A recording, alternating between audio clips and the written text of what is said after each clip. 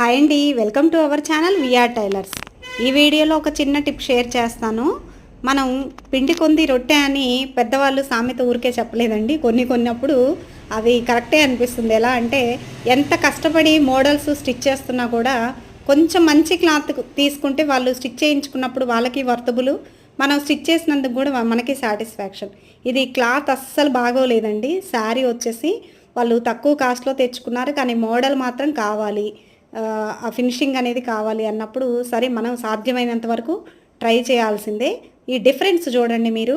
ఇక్కడ ఐరన్ ఇస్తూ మనం స్టిచ్ చేసి ఐరన్ ఇస్తుంటే లుక్ ఎలా ఉంది, ఐరన్ లేకుండా మనం అలా ఫ్రిల్ పెట్టి వదిలేస్తే లుక్ ఎలా ఉందన్నది డిఫరెన్స్ గమనించండి.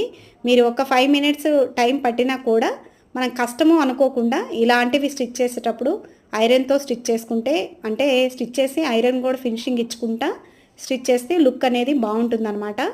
ఇదైతే 2 in 1 డ్రెస్ అనమాట. లాంగ్ ఫ్రాకు చిన్న పాపది, దానిపైన మళ్ళీ బ్లౌజ్ అనమాట. నాకు పిక్ షేర్ చేసి వాళ్ళు నాకు ఇలాగే కావాలన్నారు. సరే చూడండి, ఐరన్ చేశాక కొంచెం అది ఏమీ పెద్దగా మార్పు రాకపోయినా కొంచెం డిఫరెన్స్ వస్తుంది. ఇదిగోండి, ఫ్రాక్ అయితే ఇలా స్టిచ్ చేశాను. ఇది మొత్తం వాళ్ళ ఛాన్సే అనమాట. నేనైతే లాంగ్ ఫ్రాక్ నా స్టైల్ వేరు, ఎక్కువ పైపింగ్ ఫినిషింగ్ ఇచ్చి స్టిచ్ చేయడం నా అలవాటు. ఇది వాళ్ళు ఎలా అడిగారో అలా పెట్టాను. ఎక్స్ట్రా ఓన్లీ ఫ్రంట్లో నేను టాజిల్స్ పెట్టాను అంతే అనమాట. ఇక బ్యాక్ వచ్చేసి ఇలాగా బటన్ పెట్టాను షేప్ ఇచ్చేసి.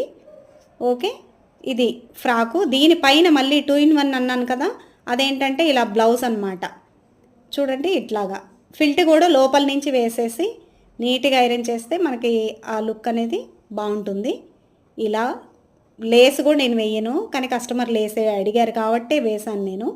టోటల్గా ఓవరాల్గా ఇదిగోండి, పాపకు వేసిన తర్వాత లుక్ అయితే ఎలా ఉంది, నచ్చిందా? నచ్చుంటే లైక్ చేయండి.